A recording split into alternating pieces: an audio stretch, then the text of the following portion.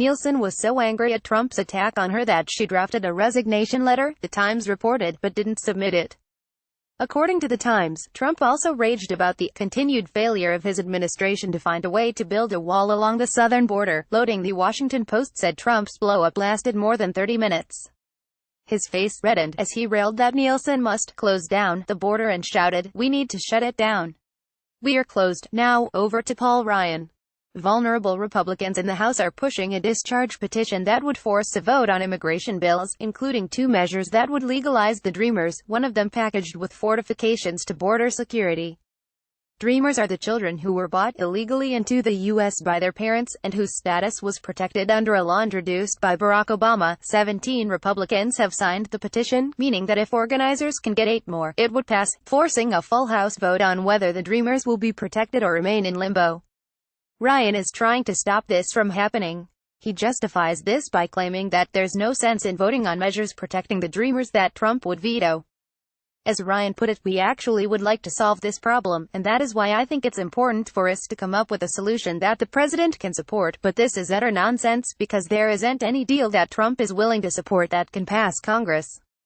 Ryan knows his suggestion otherwise is a big lie, because we already tried this.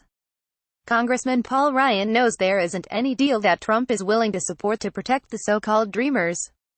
Photo. Earlier this year, Democrats repeatedly offered Trump deals with wall money in exchange for protecting the Dreamers, and he rejected them all, because Trump also wanted deep cuts to legal immigration.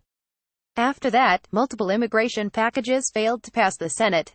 The one based on Trump's framework, citizenship for 1.8 million Dreamers traded for $25 billion, $33 billion in wall money and deep cuts to legal immigration, got the fewest votes, at 39, with 14 Republicans defecting.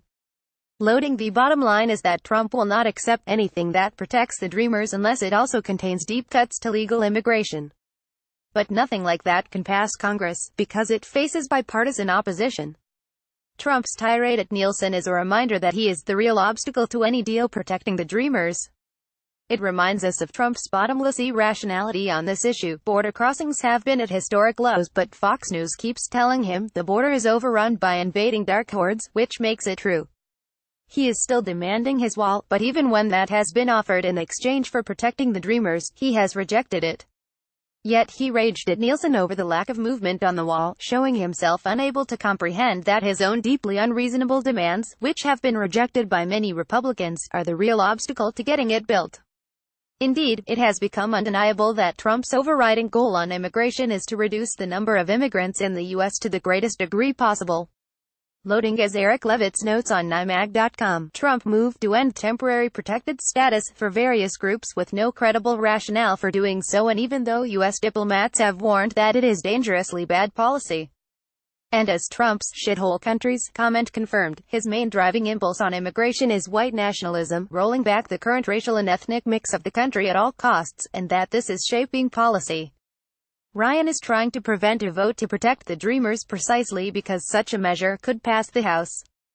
That would expose him to the right's rage and would probably end up forcing Trump to make the terrible choice of accepting or vetoing it.